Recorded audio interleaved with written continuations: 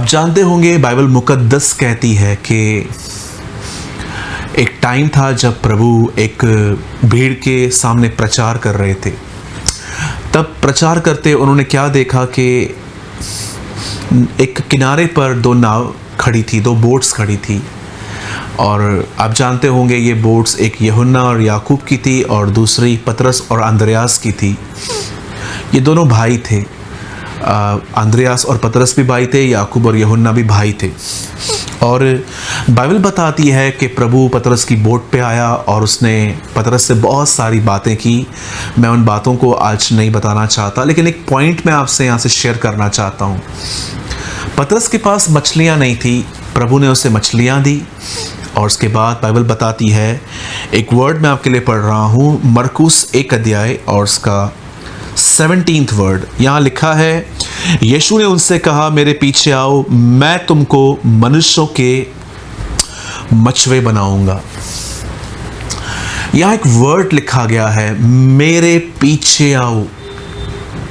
मैं चाहता हूं आप ये वर्ड अपने आप को कहिए कि प्रभु ने मुझे अपने पीछे बुलाया है। Come on.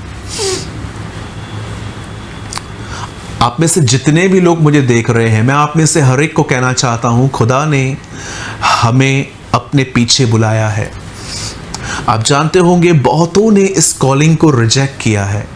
पास्टर की कॉलिंग हर कोई एक्सेप्ट करता है, वर्शिप करने के लिए हर कोई आगे आना चाहता है, प्रोफेसी करने के लिए हर कोई आना चाहता है। पर कितने लोगों ने इस बुलाहट को स्वीकार किया है कि एक्चुअली प्रभु ने मुझे अपने पीछे चलने के लिए बुलाया है। जीसस हर जगह पे अपने फुटस्टेप्स, अपने पद चिन्ह छोड़ के गया है और मुझे उसके पीछे पीछे चलने के लिए बुलाया गया है। आज से बहुत साल पहले जब प्रभु एक धनवान से मिले तो प्रभु ने उसे कहा, अपना सब कुछ गरीबों को दे, मेरे पीछे चल, मैं तुझे स्वर्ग में धन दूंगा। सेम कॉलिंग, सेम बुलाहट जो पतरस के लिए थी, इसे भी आई, मेरे पीछे हो ले। जरा सोचिए, वो यीशु का एक चेला बन सकता था, लेकिन उसने इस बात को नकार दिया, जैसे आज की जनरेशन भी इस चीज़ को नकार रही है। यहाँ लिखा गया है, प्रभु ने उनसे कहा, मेरे पीछे हो ले। क्या होता है प्रभु के पीछे चलने का मतलब? जब यीशु आपको कहता है मेरे पीछे हो ले, तो आपको सिंपल वर्ड्स में कहता है, आ मेरे साथ समय बिता, देख मैं कैसे जिंदगी जी रहा हूं और वैसे जीना शुरू कर। सिंपल। अगर इस टाइम पे 2021 में यीशु मसीह का वचन जब हम पढ़ते हैं, तो क्या आपको जीसस फिजिकली दिखाई देता है कि हम उसके पीछे पीछे जाएं? बाइबल न केवल उसकी किताब है, पर उसके फुटप्रिंट हैं। ये वो पद चिन्ह हैं जो वो हमारे लिए छोड़ के गया है। एक सिंपल उसके जीवन को लेकर मैं एक सिंपल बात आपसे शेयर करना चाहता हूं, और वो ये है, आप जानते हो जीसस अपने आप में एक हार्ड वर्कर था, एक मेहनत करने वाला व्यक्ति था। आप देखिए आजकल लकड़ियां कैसे कटती हैं, बड़ी बड़ी मशीन्स आ गई हैं, सेकंड्स में लकड़ियां कटती हैं आजकल। ऐसे आजकल जो टेक्नोलॉजी आई है, ऐसे हाथ में लेकर पेड़ के पेड़ कट जाते हैं। लकड़ियां कैसे टन्स की एक देश से दूसरे देश, एक शहर से दूसरे शहर ट्रेलर्स में पहुंचाई जाती हैं। ये आज का युग है, पहले ऐसा नहीं था। पहले इतनी टेक्नोलॉजी नहीं थी। लोग कुल्हाड़ी को लेकर सारा सारा दिन मेहनत करते थे, लकड़ियां काटते थे। और आप देखिए नोहा भी कैसे लकड़ियां काट काट के उसने बोट बनाई। यीशु एक मेहनती व्यक्ति था। वो एक ऐसा व्यक्ति था जो हर दिन लकड़ियां काटता था और उसके स्टूल्स बनाता होगा, चेयर्स बनाता होगा, टेबल बनाता होगा, पलंग बनाता होगा, बहुत सारी चीज़ें वो अपने, क्योंकि बाइबल बताती है कि वो बड़ा ही था, वो ऐसा कारपेंटर। आज मैं आपसे पूछना चाहता हूँ, क्या आप प्रभु यीशु मसीह के जीवन का ये हिस्सा फॉलो कर रहे हैं? क्या आपने सुस्ती पर जय पाई है? क्या आप एक हार्ड वर्कर हैं? हमारे घर के अंदर कई बार हमें कोई बुलाता है, ये लेकर आ, और हम अपने हाथ में फ़ोन लेके बैठे रहते हैं और इशारों में कहते हैं 2 मिनट रुको। हमारे 2 मिनट 2 घंटों में बदल जाते हैं।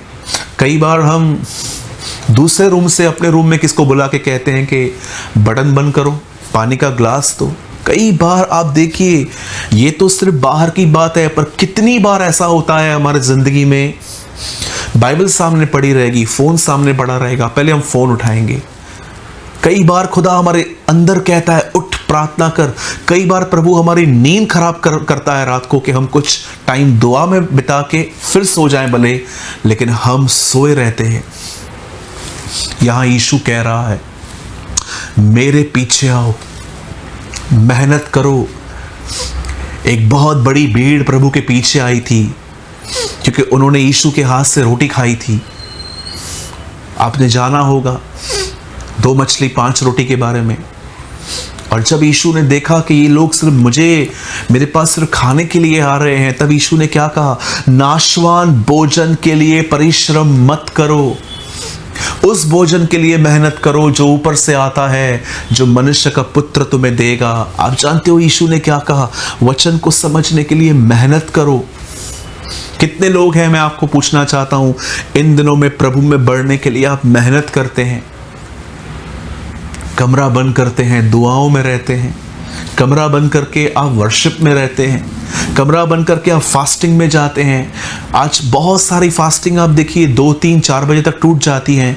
यस, अगर आप बीमार हो, आपकी बॉडी आपको सपोर्ट नहीं कर रही, तो मैं जान सकता हूँ, मैं समझ सकता हूँ। लेकिन कई बार खाने के टेम्पटेशन, जानते हो क्यों टेम्पटेशन, क्यों खाने की भूख होने पर हम उपवास तोड़ देते हैं, क्यों हमें ताकत नहीं मिली? क्योंकि हम फास्टिंग रख के टीवी देख रहे थे, हम फास्टिंग रख के घूम फिर रहे थे। फास्टिंग में ताकत उन्हें मिलती है फास्टिंग रखने की जो परमेश्वर के साथ बने हुए रहते हैं। आप बिलीव कर सकते हो, जीसस ने 40 डेज न खाना खाया न पानी पिया। ये सामर्थ उसमें आई कैसे? क्योंकि वो खुदा से जुड़ा हुआ था, उसको यर्दन पे अभिषेक मिला था।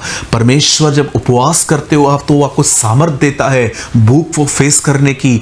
आपकी बॉडी उसमें ख़त्म होती है और आप स्पिरिट में जीना स्टार्ट करते हो। कितने लोग हैं, मैं आपसे पूछना चाहता हूं, जो इन दिनों में सुस्ती से लड़के दुआओं में जाते हैं, सुस्ती से लड़के वो वचन को पढ़ते हैं, सुस्ती से लड़के वो प्रभु की आराधना में समय बिताते हैं। मेरे भाइयों, मेरी बहनों, आजकल एक स्ट्रेंज टीचिंग आई हुई है जो सिखाई जाती है कि आपके ऊपर प्रभु का अनुग्रह है, आप धर्मी बन चुके हो, अब आपको कुछ भी करने की नीड नहीं है। मैं आपको कहना चाहता हूँ, पॉल कहता है अपने उद्धार के काम को पूरा करते जाओ। याद रखिए, मेरा उद्धार मेरे कर्मों से नहीं हुआ है, लेकिन मेरे उद्धार पाने के बाद मेरे लिए बहुत सारे काम हैं जो मुझे करने हैं। कभी आपने सोचा कि जब शैतान यीशु के सामने आया तो कैसे उसको पवित्र आत्मा ने अंदर वचन दिया और उसने कहा, लिखा है मनुष्य रोटी से नहीं, खुदावन के मुंह से निकले गए हर कलाम से जिएगा। मैं आपसे पूछना चाहता हूं, क्या आपको सिचुएशन में वर्ड याद आता है? जब आपके मुंह से बुराई होती है उन लोगों के लिए जो आपको परेशान कर रहे हैं, क्या पवित्र आत्मा आपको अंदर से कहता है, नो, कुछ मत बोल, इनके लिए दुआ कर, क्योंकि लिखा है सताने वालों के लिए प्रार्थना करो? क्यों हमारा मुंह बह जाता है लेकिन हम कुछ करते नहीं हैं? क्यों हमें वर्ड पवित्र आत्मा नहीं देता? क्योंकि पवित्र आत्मा भी वर्ड आपको तभी देता है जब आप उसे पढ़ते हैं, और जो आप पढ़ते हैं वो उसमें से निकाल के देता है। पर जो वचन आपने पढ़ा ही नहीं है वो आपको कैसे रिमाइंड करवाएगा? जरा सोचिए। भले ही बाइबल के अंदर कुछ अनपढ़ लोग थे जो पढ़ना नहीं जानते थे, लेकिन वो अच्छे लिसनर्स थे, वो सुनते थे, वो अच्छे से सुनते थे। मैं ऐसे विलेजेस में गया हूँ जहाँ पर लोगों ने 3rd स्टैंडर्ड भी पूरा नहीं किया, लेकिन जब मैंने वचन को प्रचार किया वो समझ रहे थे, वो सुन रहे थे। मेरे भाइयों, मेरी बहनों, एक छोटा सा मैसेज मैं आपको आज देना चाहता हूँ। अपनी सुस्ती से लड़िए। यीशु मसीह ने कहा मेरे पीछे आओ, और ये सिर्फ उसके जीवन का एक क्षेत्र मैंने आपको बताया कि वो मेहनती था, वो मेहनत करने वाला व्यक्ति था। और हमारे सामने भी आज एक ऐसा जीवन है जहाँ पर हम जितना पैसे कमाने के लिए और बचाने के लिए मेहनत करते हैं, हमें उतनी ही मेहनत प्रभु में बढ़ने के लिए करनी चाहिए। अगर आप सच में इन दिनों में अपने लाइफ में लेजीनेस से लड़ रहे हैं, तो मैं आपको एक सजेशन देता हूँ। कुछ टाइम तक फास्टिंग में जाइए। एक मील छोड़ दीजिए दोपहर का, एक ब्रेकफास्ट मॉर्निंग में छोड़ दीजिए, एक मील पे डिपेंड हो जाइए सिर्फ कुछ दिन। उसके बाद अगर आप देखो कि आप पहले से प्रेम में लौट आए हो, फिर आप अपनी लाइफ को मैनेज कीजिए, आहिस्ते आहिस्ते उस डिवोशन को बरकरार रखिए, मेहनत कीजिए। तीमुथियुस में लिखा है, जो ग्रस्त परिश्रम करते हैं फल का पहला अंश उन्हें मिलता है। आइए मैं आपके लिए दुआ करना चाहता हूँ। प्रभु परमेश्वर, मैं यीशु के नाम में आपके पास आता हूँ। प्रभु मैं मानता हूँ मैं भी लेज़ी हूँ खुदा, मुझे भी प्रभु जितनी मेहनत करनी चाहिए मैं उतनी नहीं करता।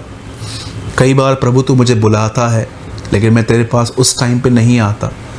मैं और मेरे भाई बहन हम सब तेरे सामने दीन होकर तुझसे कहते हैं हमें क्षमा कर।